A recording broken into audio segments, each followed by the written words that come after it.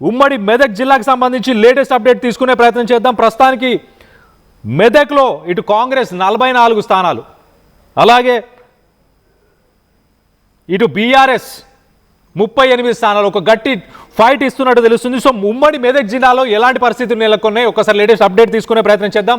మా ప్రతినిధి మహేష్ ఉన్నారు ఇటు మెదక్ నుంచి, ఒకసారి మహేష్తో మాట్లాడి తెలుసుకునే ప్రయత్నం చేద్దాం. మహేష్ చెప్పండి, ఇప్పుడు what is the latest update? ఇక్కడ కాంగ్రెస్ లీడింగ్లో ఉందా? ఎన్నికలు ప్రశాంతంగానే గడిచాయా?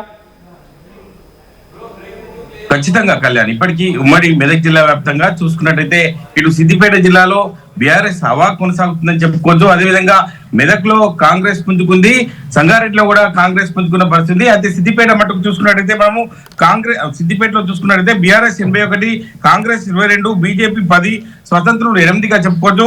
అదేవిధంగా మెదక్ జిల్లాలో చూసుకున్నట్టయితే కాంగ్రెస్ 46, బీఆర్ఎస్ 38, బీజేపీ 11, ఎంఐఎంఐ 1, సిపిఎం 1.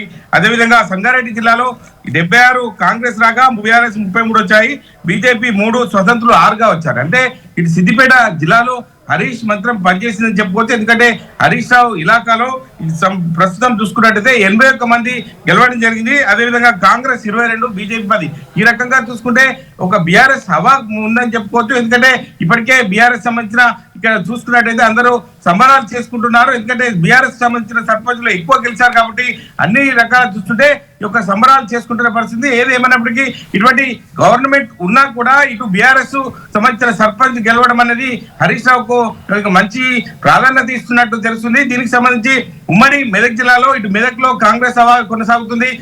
అదేవిధంగా సంగారెడ్డిలో కాంగ్రెస్ ఇటు బీఆర్ఎస్ 50-50గా ముందుకెళ్తున్నాయి. ఇటు సిద్దిపేట చూసుకున్నట్టయితే బీఆర్ఎస్ 70% బీఆర్ఎస్ ఉండగా 30% ఇటు బీజేపీ స్వతంత్ర అభ్యర్థులు కాంగ్రెస్ సంబంధించిన వారు ఉన్నారు.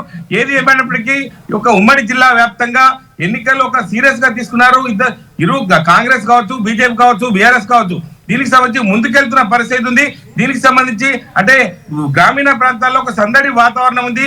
ఖచ్చితంగా ఇంకా రిజల్ట్స్ ఇంకా వచ్చే పరిస్థితి ఉంది కాబట్టి ఇంకా ముందు రిజల్ట్స్ ఇంకా పెరిగే అవకాశం ఉంది.